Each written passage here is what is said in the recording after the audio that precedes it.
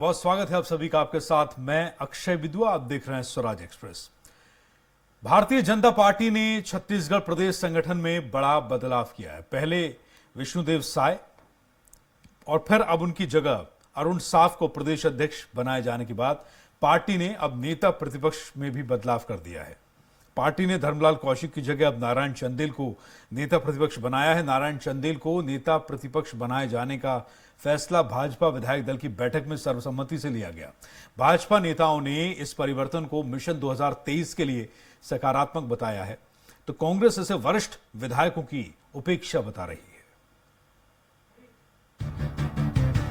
अब जाम वाले आए हैं, नया प्रदेश अध्यक्ष बन गया, अब नेता प्रतिपक्ष भी बदल गया।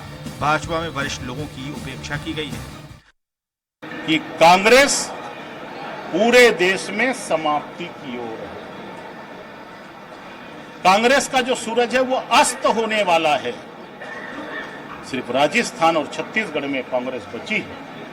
अब कांग्रेस के पांव के नीचे कोई जमीन नहीं है और इसलिए इन पंक्तियों के साथ में मैं कांग्रेस के बारे में बोलना चाहता हूं कि तेरे पैरों के नीचे अब कोई जमीन नहीं है। ताज्जुब है कि फिर भी तुझे यकीन नहीं। देखो, हंटर वाले की काम तो हम लोग देख लिए, जाम वाले का है, उसका असर दिखाई दे रहा है। प्रदेश अध्यक्ष भी बदल गया है, नेता प्रतिपक्ष भी बदल गए और मैंने तो बधाई भी दी नेता प्रतिपक्ष को। देखिए, वरिष्ठ लोगों को उपेक्षा की गई है, जिसमें चाहे वो ब्रिजमोहन जी हो, चाहे वो अजय चंद्राकर जी हो, शिवरतन शर्मा जी। फिर से छत्तीसगढ़ की सत्ता में बीजेपी वापसी की तैयारी में जुटी है। भारतीय जनता पार्टी की प्रदेश के संगठन में बदलाव काफी अहम माना जा रहा है। इसके जरिए भाजपा अपने संगठन को जमीनी स्तर पर सक्रिय करने का प्रयास कर रही है। अब देखना होगा कि साल 2023 के विधानसभा चुनाव में भाजपा का ये बदलाव कितना कारगर साबित होता है। दिलीप साहू, स्वराज एक्सप्रेस, रायपुर।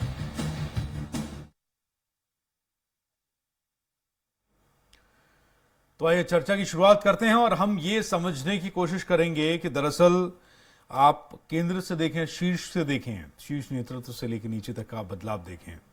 कुछ एक ऐसे स्टेट हैं, कुछ एक ऐसे राज्य हैं जहां पर बीजेपी की सरकार नहीं है।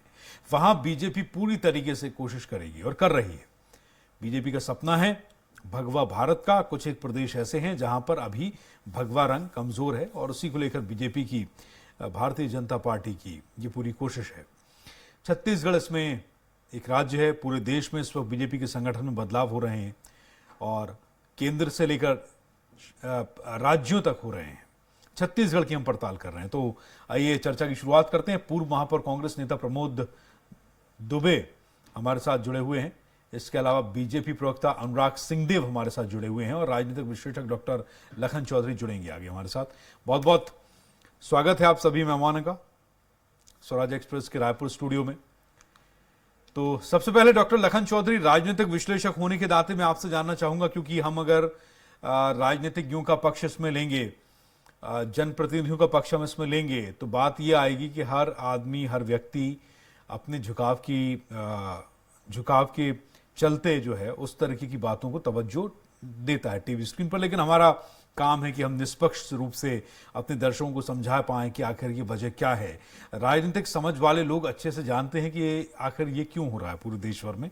लेकिन कुछ लोग ऐसे हैं जो हमारा डिबेट देख रहे होंगे और टीवी देखना पसंद करते हैं। पत्रकारिता को देखने के लिए न्यूज़ चैनल पर समय आजकल कम लोग देते हैं, क्योंकि बहुत सारी युवा पीढ़ी जो है वो फेसबुक, यूट्यूब और सोशल मीडिया से अपना पेट भर लेती है।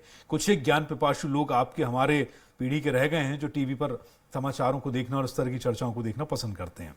तो इसीलिए मैं राजनीतिक विश्लेषक होने के नाते पहले आपसे जानना ये चाहूंगा लखन चौधरी कि ये जो पूरे देश भर में इस वक्त बदलाव की बयार है और छत्तीसगढ़ में भी है, तो छत्तीसगढ़ के परिप्रेक्ष्य में आप कैसे देख पाते हैं इसे? कोई कह रहा है कि प्रदेश अध्यक्ष और नेता प्रतिपक्ष दोनों ओबीसी से बनाए गए हैं, कोई कह रहा है कि छत्तीसगढ़ में आरएसएस की तिकड़ी काम कर रही है। तो आपका अपना राजनीतिक आकलन क्या कहता है? जी बिल्कुल, देखिए, बदलाव के बयार तो भाजपा में चल ही रही है। निश्चित रूप से केंद्र में भी हमने कल देखा कि बड़े बड़े बदलाव जो है किए गए हैं। राज्य स्तर पर भी हम देख रहे हैं कि बड़े बदलाव भाजपा ने किए हैं। स्वाभाविक भी है। देखिए, 15 साल सत्ता में रहने के बाद जिस तरह से भाजपा पिछले चुनाव में बुरी तरह से हारी थी, तो उसके बाद से भाजपा जो है तिलमिलाई हुई थी और भाजपा को लग रहा था कि किस तरह से फिर सत्ता में वापसी की जाए। यदि वापसी न भी की जाए तो कम से कम सीटें बढ़ाई जाए। तो ये मुद्दे को लेकर जो है 3.5-4 साल से भाजपा जो है लगातार प्रयास कर रही थी और स्वाभाविक भी है। देखिए, कोई भी राजनीतिक पार्टी को जो है वापसी के लिए या सीटों बढ़ाने के लिए प्रयास करना चाहिए, तो भाजपा भी वही कर रही है यहाँ। निश्चित रूप से हम देखते हैं कि छत्तीसगढ़ पहले जब बना था तो एक आदिवासी राज्य के रूप में इसकी चर्चा होती थी और एक आदिवासी राज्य के रूप में छत्तीसगढ़ को विकास की संभावनाओं के रूप में एक अलग राज्य बनाया गया था। लेकिन अब ये सिनारियो 2 दशक बाद पूरी तरह से बदल चुका है और अब छत्तीसगढ़ जो है जिसको हम कहें कि पिछड़ा वर्ग बाहुल्य राज्य के रूप में अब अपने आप को स्थापित करने में लगा है। और यही वजह है कि जैसा कि आपने भी कहा कि भाजपा जो है पिछड़ा वर्ग से, चाहे वो प्रदेश भाजपा अध्यक्ष हो या नेता प्रतिपक्ष हो, दोनों को ला रही है। और इसका एकमात्र उद्देश्य है कि जो बहुसंख्यक जो है पिछड़ा वर्ग है, ओबीसी जो वर्ग है छत्तीसगढ़ में, उसको साधने के लिए, उस वोट बैंक को साधने के लिए कवायद की जा रही है। तो स्वाभाविक है कि पिछड़े वर्ग की राजनीति इस समय देश में भी चल रही है, हम देखते हैं। तो लेकिन अभी चूंकि हम आज छत्तीसगढ़ पर चर्चा कर रहे हैं, तो छत्तीसगढ़ में पिछड़ा वर्ग की राजनीति इस बार 2023 के चुनाव में फुल फ्लेश जो है रहेगी, इसमें कहीं कोई दो राय नहीं है। और इसी भूपेश बघेल खास करके जब से आए हैं, पिछड़ा वर्ग की जो राजनीति है उसको और धार मिली है। तो इन सब चीजों को भी देखकर भाजपा ने ये निर्णय लिया है और इसका निर्णय सही निर्णय है, क्योंकि देखिए 45-50% के आसपास छत्तीसगढ़ में ओबीसी क्लास है इस समय, और उसमें भी सबसे ज्यादा ओबीसी क्लास में भी तेली समाज है, साहू समाज है। इसलिए पहले इन्होंने साहू समाज से जो है भाजपा का अध्यक्ष बनाया, फिर बचे खुचे जो समाज में संतुलन करने के लिए इन्होंने नेता प्रतिपक्ष भी ओबीसी से बनाया। तो कुल मिलाकर हम देखते हैं कि भाजपा ओबीसी वोट बैंक को लुभाने के लिए, उसको साधने के लिए तमाम प्रयास कर रही है और इससे भाजपा को निश्चित रूप से फायदा होगा, उसकी सीटें बढ़ेंगी और इसका जो है व्यापक जो है संदेश भी पब्लिक में गया है और जा रहा है। ठीक है, ठीक है। हमारे साथ और मेहमान जुड़ चुके हैं। बीजेपी प्रवक्ता हमारे साथ अनुराग सिंहदेव जी लगातार बने हुए हैं और साथ ही मेरे साथ पूर्व महापौर कांग्रेस प्रमोद दुबे जी जुड़ चुके हैं। तो सबसे पहले हम रुख करेंगे अनुराग सिंहदेव जी का, बीजेपी प्रवक्ता हैं। अनुराग सिंहदेव, इनपुट से बताते हैं कि छत्तीसगढ़ में जो गुटबाजी है उसको खत्म करने के लिए भाजपा के तमाम दिग्गजों पर सख्ती करने के लिए संगठन और संघ अब आगे आया है। आगे हमेशा रहा है बीजेपी के लिए, लेकिन अब यहां थोड़ी सी स्ट्रेटजी चेंज की गई है। अनुराग जी।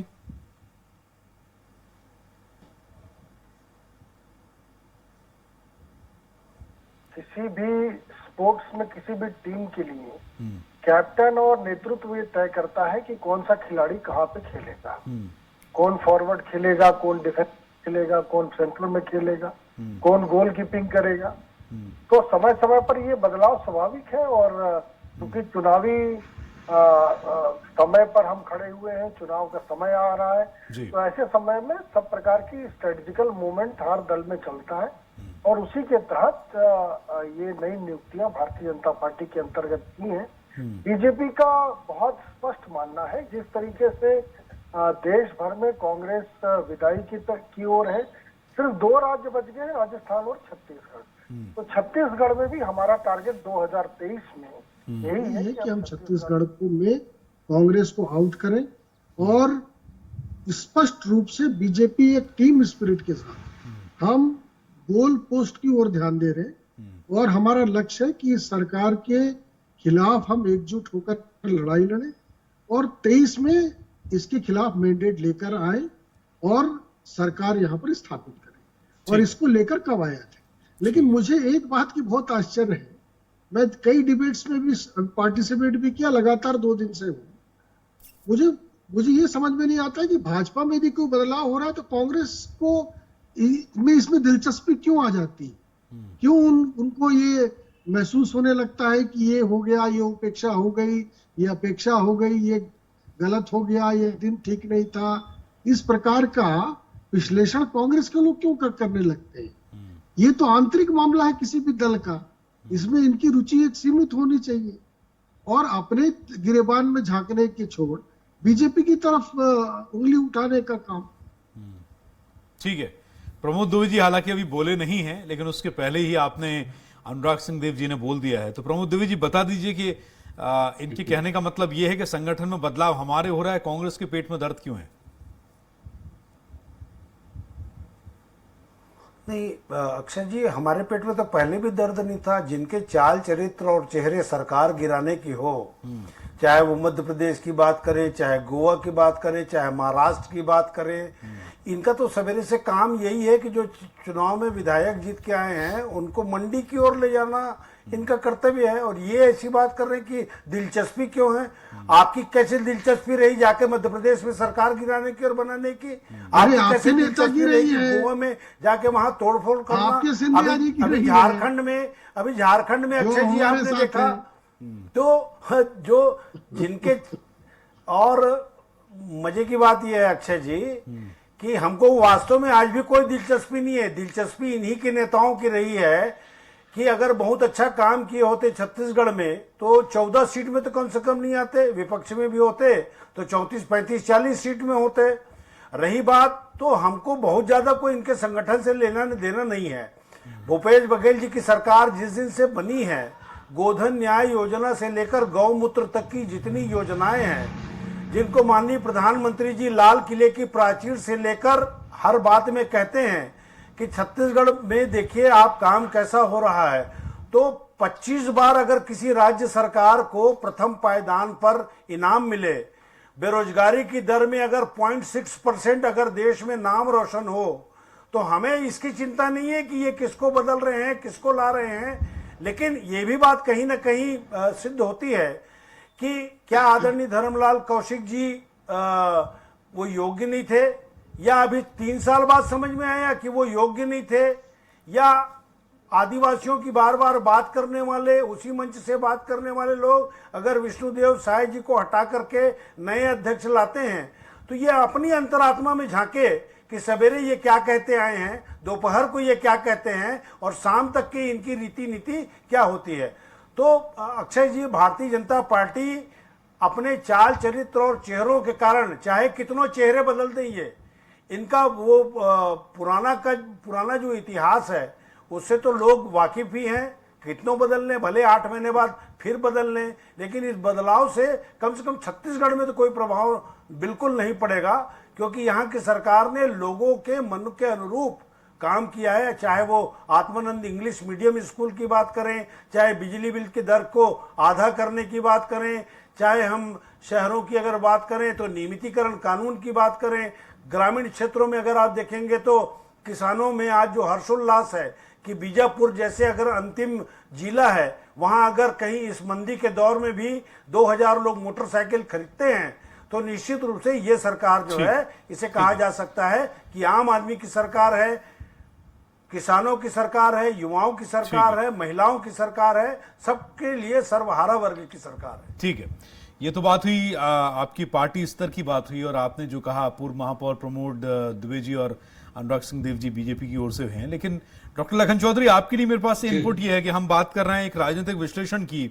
तो यहाँ छत्तीसगढ़ से जो इनपुट है उसके मुताबिक आरएसएस की तिकड़ी राष्ट्रीय संगठन महामंत्री शिव प्रकाश, क्षेत्रीय संगठन महामंत्री अजय जामवाल के साथ भाजपा के नए प्रदेश अध्यक्ष बिलासपुर के सांसद अरुण साहब को सौंपी है। और अब जो है सदन में सरकार को घेरने के लिए धर्मलाल कौशिक की जगह अब नारायण चंदेल आ चुके हैं। ठीक है, इसके अलावा आप अगर ये देखें कि 1 साल पहले राष्ट्रीय संगठन महामंत्री सौदान सिंह की जगह आरएसएस के शिव प्रकाश को ये कमान सौंपी गई है। प्रदेश भाजपा प्रभारी डॉक्टर अनिल जैन के स्थान पर डी पुरंदेश्वरी को जिम्मेदारी दी गई है। एक सह प्रभारी नितिन नबीन को बनाया गया है। नगरीय निकायों खैरागढ़ उपचुनाव की हार के बाद भाजपा लगातार बैठकें कर रही है और डी पुरंदेश्वरी व नितिन नबीन लगातार प्रदेश के दौरे कर रहे हैं। मंत्रणा हो रही कि 1 साल में ज्यादा से ज्यादा क्या किया जा सकता है। बिल्कुल, देखिए ये बिल्कुल सच्चाई है इसमें कि आरएसएस के नक्शे कदम पर ये सारे बदलाव हुए हैं। और हम ये जानते हैं कि आरएसएस जो है कितनी महत्वपूर्ण संस्था है और भाजपा उसके कहे के अनुसार ही चलती है, इसमें कहीं कोई दो राय नहीं है। केंद्र में भी जो बदलाव हो रहे हैं, हुए हैं, उसके लिए भी आरएसएस की कहीं ना कहीं जो है बात की जाती है। अभी छत्तीसगढ़ में भी जो दोनों बदलाव हुए हैं उसमें भी आरएसएस की महत्वपूर्ण भूमिका है, इसमें कहीं कोई दो राय नहीं है। और हम देखते हैं कि रमन सिंह जी जब थे तो सवदान सिंह जी जो संगठन महामंत्री हुआ करते थे, उनकी कितनी बड़ी भूमिका होती थी और कहा जाता था कि वो यदि कोई चीज को बोल देते हैं तो फिर उसको कोई काट नहीं सकता था। तो इस तरह की स्थितियां एक बार फिर निर्मित की जाने की कोशिशें भाजपा द्वारा की जा रही है। कहीं ना कहीं लगता है कि आरएसएस की जो भूमिका है वो घर घर तक, गांव गांव तक फैल चुका है। उसके जो कार्यकर्ता होते हैं वो घर घर, डोर टू डोर कैंपेनिंग करते हैं, काम करते हैं, लोगों से मिलते जुलते रहते हैं, व्यवहार कुशल होते हैं। तमाम तरह की चीजों के नाम से आरएसएस की भूमिका बढ़ जाती है। और 15 साल यदि छत्तीसगढ़ में भाजपा का शासन रहा है तो उसमें निश्चित रूप से आरएसएस की सबसे बड़ी भूमिका रही है। और एक बार फिर इसी भूमिका को दोहराने के लिए भाजपा जो है फिर से प्रयास कर रही है, कवायद कर रही है और कोशिश कर रही है कि आरएसएस की भूमिका के बहाने ही सही, आरएसएस के सहारे ही सही एक बार फिर सत्ता में वापसी की जाए। लेकिन इस बार देखिए मुश्किल इसलिए है, सीटें जरूर बढ़ सकती हैं, लेकिन भूपेश बघेल की सरकार जिस तरह से काम कर रही है तो उसमें भाजपा को अपनी जो है सत्ता में वापसी का ख्वाब देखना मुझे लगता है कि बहुत कठिन है। लेकिन हालांकि देखिए राजनीति में कोई चीज असंभव नहीं होती। कांग्रेस में भी जिस तरह से गुटबाजियां बढ़ रही है, टीएस सिंहदेव जी को जिस तरह से अलग थलग किया जा रहा है, कर्मचारियों का आक्रोश बढ़ रहा है और भी बहुत से इंफ्रास्ट्रक्चर को लेकर अब लोगों में नाराजगी देखने को मिल रहा है, सड़कें बदहाल हो रही है। तो बहुत सारे, शराबबंदी का मुद्दा भाजपा के लिए है ही, तो बहुत सारे मुद्दे ऐसे हैं जिनको लेकर भाजपा मुखरता के साथ आने वाले समय में सड़कों पर मार्च करेगी, जनता के बीच में जाएगी और एक्सपोज करने की कोशिश करेगी कांग्रेस को। तो निश्चित रूप से भाजपा तो करेगी ही और इसमें सबसे बड़ी भूमिका आरएसएस की रहेगी, इसमें कहीं कोई दो राय नहीं है। अनुराग सिंहदेव जी, ये बताइए कि जो अभी डॉक्टर लखन चौधरी बता रहे हैं, मैं ईमानदारी से चाहता हूं क्योंकि अभी देखिए संगठन में बदलाव हो रहा है, यानी कि बीजेपी बदल रही है, नई बीजेपी आ रही है। आप संसदीय बोर्ड की बात करें, आप केंद्रीय चुनाव समिति की बात करें, आप प्रदेश संगठन की बात करें, हर जगह बीजेपी बदलाव के दौर से गुजर रही है अनुराग सिंहदेव जी। तो ये नहीं कहा जा सकता है कि चुनौतियां नहीं हैं। मैं आपसे अनुराग सिंहदेव जी जानना यह चाहता हूं कि जो अभी डॉक्टर लखन चौधरी ने कहा, बीजेपी के लिए छत्तीसगढ़ में कांग्रेस के शासनकाल में चुनौतियां क्या हैं, आप जनता को कन्विंस कहां जाकर करेंगे, किन मुद्दों पर? देखिए अक्षय जी, स्वाभाविक रूप से चुनौती तो है ही है बीजेपी के लिए। यदि चुनौती नहीं होती तो हम वास्तव में हम कम सीट पाए, ये भी सही है, हमारा वोट परसेंटेज कम हुआ, ये भी सही है, लेकिन हमने लोकसभा में रिटेन किया, ये भी सही है। और उसके बाद आप देखिए इन चुनौतियों से निपटने के लिए लगातार भारतीय जनता पार्टी ने कवायद की है। और मैं तो आज 4 साल के बाद ये कह सकता हूं कि कांग्रेस जितने तेजी से पॉपुलैरिटी गेन की थी या जो हाइट उनको मिली थी छत्तीसगढ़ में, 70-71 सीट छोटी मोटा मेजोरिटी नहीं होता 90 सीटों में। अब आप इस स्थिति में आप देखिए कि जो इतनी पॉपुलर फ्रंट था, आज वो इतना अनपॉपुलर हो गया इतनी जल्दी, ये भी एक बहुत आश्चर्यजनक गिरावट है। और उसके पीछे आप देखिए यहाँ पर land mafia, sand mafia, drugs, नशे का कारोबार, अपराध का गढ़, एनसीआरबी में इसके बड़े बड़े अट्टालिकाएं देखिए आप कि क्राइम रिकॉर्ड क्या है। अभी रोजगार की बात कर रहे थे प्रमोद दुबे जी, ये विधानसभा के अंदर इन्होंने खुद 20,000 नौकरी का आंकड़ा प्रस्तुत किया इनकी सरकार ने, और ये होर्डिंग लगवाए थे 5 लाख नौकरी के। इनके मुख्यमंत्री जगह जगह भाषण देते थे कि हमने 5 लाख नौकरी दे दिया। अब विधानसभा में जब प्रश्न पूछा धर्मलाल कौशिक जी ने, शिवरतन शर्मा जी ने, तो इनके मुख्यमंत्री जवाब दिए कि मात्र हमने 20,000 सरकारी नौकरियां दी हैं। तो ये जो फरेब का खेल है ये अब एक्सपोज हो चुका है। ये बिजली बिल हाफ की बात करते हैं, ये 2 बार टैरिफ बढ़ा चुके छत्तीसगढ़ में, मतलब बिजली बिल का टैरिफ 2 बार बढ़ा दिए और बिजली बिल हाफ की बात कर रहे हैं। तो ये तो एक्सपोज हो चुके हैं। और 0.6% बेरोजगारी दर जिसको लेकर ये सरकार अपनी पीठ थपथपा रही है। आश्चर्य की बात, अभी ये कंटिन्यूअसली है, ये ऑन रिकॉर्ड है कि छत्तीसगढ़ में 90 प्यून की भर्ती, चपरासी पद की भर्ती छत्तीसगढ़ पीएससी के माध्यम से की जा रही है, और उसमें क्या 2.25 लाख आवेदन प्राप्त नहीं हुए हैं, ये प्रमोद दुबे जी बता दें। तो जिस राज्य में बेरोजगारी दर 0.6% है, वहां पीएससी के 90 पद के लिए 2.5 लाख आवेदन आते हैं। ये कंट्रोवर्शियल है। इस सरकार के विकास की पोल खुल चुकी है, भ्रष्टाचार एक्सपोज हो चुका है। अभी 200 करोड़ का लेन देन का ईडी का रेड हुआ। कितने मुख्यमंत्री के करीबी थे माननीय प्रमोद दुबे जी को पता है। इस सरकार में लड़ाई चरम पर है। मोहन मरकाम की बेइज्जती हो रही है। टीएस सिंहदेव सरकार के खिलाफ खुद कैबिनेट मंत्री रहते हुए 4 पन्ने का पत्र लिख रहे हैं, विभाग छोड़ रहे हैं। वो खुद आरोप लगाते हैं कि 16 लाख मकान इस सरकार ने गरीबों का नहीं बनने दिया।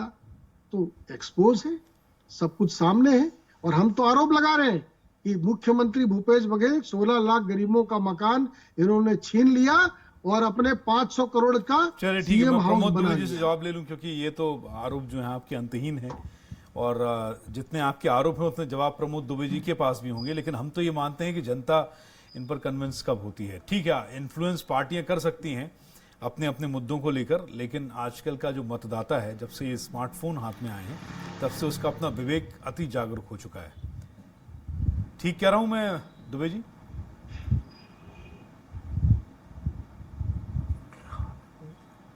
देखिए, अनुराग सिंहदेव जी या आदरणीय लखन चौधरी जी जिन बातों को कह रहे हैं, मुख्य चुनाव के बाद अच्छा जी 5 उपचुनाव हुए। इन 5 उपचुनाव में भारतीय जनता पार्टी अगर आत्मावलोकन कर ले कि उनके वोटों का अंतर कितना रहा हार का। मैं अंतिम चुनाव खैरागढ़ की ही बात कर लूं, जहां कोमल जंघेल जी को जीत बता रहे थे सारे भारतीय जनता पार्टी के वरिष्ठ नेताओं ने, बड़े बड़े लोगों की ड्यूटी लगाई गई थी, केंद्रीय नेतृत्व आया था एक उपचुनाव के लिए। लेकिन उसके बाद क्या हुआ? मुझे दर्पण दिखाने की आवश्यकता नहीं है, क्योंकि जनता ने इनको दर्पण दिखाया है। अगर आत्ममुग्ध हैं ये, तो एक बार अगर एक उंगली हमारे तरफ उठाते हैं तो केंद्र ने भी 75 वादे किए थे, 75 में से कितने वादे पूरे कर दिए जरा बता दें। कांकेर में एक महिला से, ये एक किसान से ये बोलवाया गया कि मेरी फसल की आमदनी दुगनी हो गई है। अब जिसमें ऑनलाइन में प्रधानमंत्री जी जिसको पूछ रहे हैं, उसमें अगर कहीं ऐसे फर्जी काम हो तो ये तो कहीं ना कहीं चिंतनीय विषय है अक्षय जी, कि भारतीय जनता पार्टी को आत्मावलोकन करने की आवश्यकता है। कम से कम ये मैं सलाह के रूप में नहीं कह रहा हूं, न मेरी ऐसी कोई मंशा है, लेकिन अच्छा है अगर आत्ममुग्ध हैं और अगर इस प्रकार की चीजें हैं कि वो हम में ज्यादा गुटबाजी उनको दिख रहा है तो मुबारक हो। यहाँ तो जितने बिजली के खंबे हैं उतने भारतीय जनता पार्टी में उतने गुट हैं, ऐसे लोगों के बीच में कहा जाता है। आप देख लीजिए भारतीय जनता पार्टी के नीचे के कार्यकर्ताओं को कि वो फेसबुक में क्या लिखते हैं, वो ट्विटर में अपने नेताओं के खिलाफ क्या लिखते हैं। आज भी अगर कल की ही बात करूं मैं, तो जो नई नियुक्ति हुई है उनके बारे में आदरणीय अध्यक्ष जी के बारे में लिख दिए हैं एक भारतीय जनता पार्टी के नेता कि जिनके भाई ने डॉक्टर को मार दिया, उसके ऊपर आरोप लगे हैं। तो ये हम नहीं कह रहे हैं, ये तो भारतीय जनता पार्टी के उनके अपने कार्यकर्ता और नेता कह रहे हैं। तो सांच को आंच क्या, ये तो तय करना काम मतदाताओं का है। लेकिन जहां तक भूपेश बघेल जी की सरकार है, ये जनता से पूछ कर काम करती है, इसलिए ये सरकार सफल सरकार है। और जिस प्रदेश में अगर कहीं 65 से 70% किसान रहते हों, जहां आपको कहीं वर्तमान में आत्महत्या की कोई खबरें पढ़ने को नहीं मिलती, सर समय की थोड़ी सी कमी है। अनुराग सिंहदेव जी कह रहे थे, तो मैं ये भी कहना चाहूंगा कि 15 साल में उन्होंने कितने मकान बना दिए कि जो आज आरोप लगा रहे हैं, आज के डेट में हम वो मकान बनाकर देंगे, ये हम दावे से कह रहे हैं सर। और मैं एक चीज अपने दर्शकों की जानकारी के लिए ये भी बता दूं कि छत्तीसगढ़ भाजपा की प्रभारी जो हैं डी पुरंदेश्वरी खेमे में बटे नेताओं की गतिविधि पर नजर रखी हुई है। राष्ट्रीय नेतृत्व जब तक ये बात पहुंची तब तक छत्तीसगढ़ के मध्य प्रदेश क्षेत्रीय संगठन महामंत्री की नियुक्ति का फैसला भी लिया गया। आरएसएस के अजय जामवाल को जिम्मेदारी दी गई। नियुक्ति काफी पहले हो जाती, लेकिन राष्ट्रपति चुनाव के कारण ये बीच में अटक गई थी। ये भी जरूरी है। और ये सारी परिस्थितियां जो है वो छत्तीसगढ़ बीजेपी के लिए अभी आत्ममंथन वाली हैं। आपको एकजुट रहना होगा। बहुत बहुत शुक्रिया आप सभी के चर्चा में शामिल होने के लिए। नमस्कार। और इसी के साथ इस पेशकश में बस इतना ही, वक्त एक ब्रेक का।